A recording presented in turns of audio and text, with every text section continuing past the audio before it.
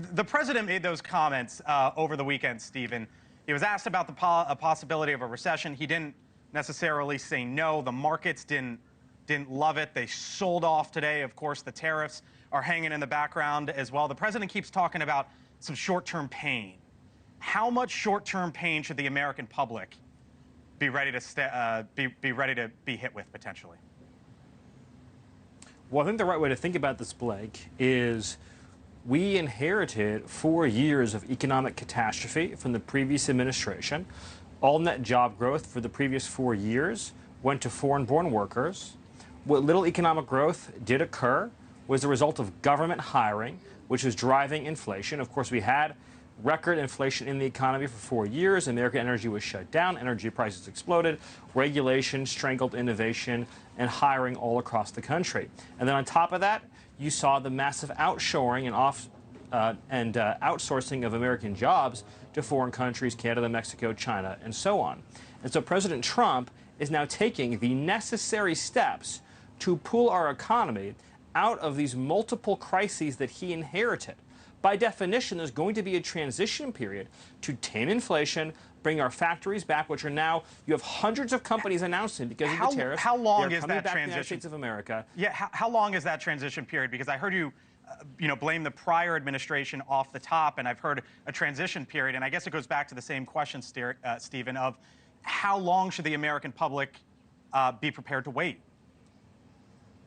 Well, I think the most important point is that we're already seeing the economic benefits of this change in policy. The last jobs report, the first of the Trump administration, showed 250,000 job gains for American citizens. For the first time in recent memory, all job growth was the private sector. Only the government sector lost jobs because, of course, we're downsizing government, which is, again, what is driving inflation, is the growth in federal spending. You also saw, as I mentioned earlier, that American workers gained 100% of the new jobs, while foreign workers lost jobs. Again, you're seeing the benefits of deportation. So already we are seeing the last 4 years was a depression for American workers. Because, again, there was no jobs growth for U.S.-born workers. The jobs stats also were artificially inflated by the massive growth in government. So we are now in the process under President Trump's leadership, downsizing government, deporting the migrants, taming inflation, reopening American energy, and creating trade fairness around the world so that we have factories in the United States of America. I get it. Wall Street loves when factories open in China. Main Street needs those factories in Pennsylvania and Ohio and Nevada and all across this country. That's fair, Stephen, but Main Street also doesn't want a recession, right? No one wants a recession. And the president was asked about it over the weekend. Here's what he said, and I'll get your reaction. The way to make sure that we have the economy that we need is to pass President Trump's tax bill.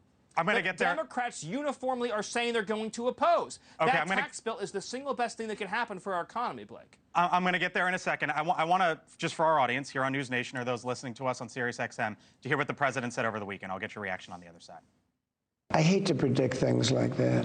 There is a period of transition because what we're doing is very big. We're bringing wealth back to America. Does he regret not saying no when he was asked about a possible recession? No, his comments are exactly right. It's not our job to make these kinds of prognostications. It's our job, under President Trump's leadership, to fix the economy, to stop 4 years of bleeding. Joe Biden left us with an economic nightmare of inflation and joblessness that President Trump is fixing. I don't think you appreciate, Blake, the magnitude of what President Trump is in the process of repairing. We have an unsustainable defense commitment around the world that is bleeding our defense budget dry. We have critical manufacturing and supply chains, like chips and semiconductors, that are housed almost entirely in foreign countries. Other countries could shut the lights off on America unless we bring these critical supply chains home. Not to mention rare earth minerals, in which we are again dependent on foreign countries for essential minerals that we need to power this nation. President Trump has inherited a country that was on the path to economic oblivion. $36 trillion in debt, unsustainable growth in government spending, and the shuttering of American energy. He is one by one fixing each and every one of these crises, not to mention, as I said earlier, the fact that illegal aliens and foreign workers are consuming all the jobs and driving up the deficit by consuming government benefits. So let me ask you about... That is what he is fixing, and that's why his policies are overwhelmingly popular with the American public. Thank you for watching, and make sure you go to joinnn.com to find NewsNation on your television provider. And don't forget to click the red subscribe button below to get more of NewsNation's fact-driven, unbiased coverage.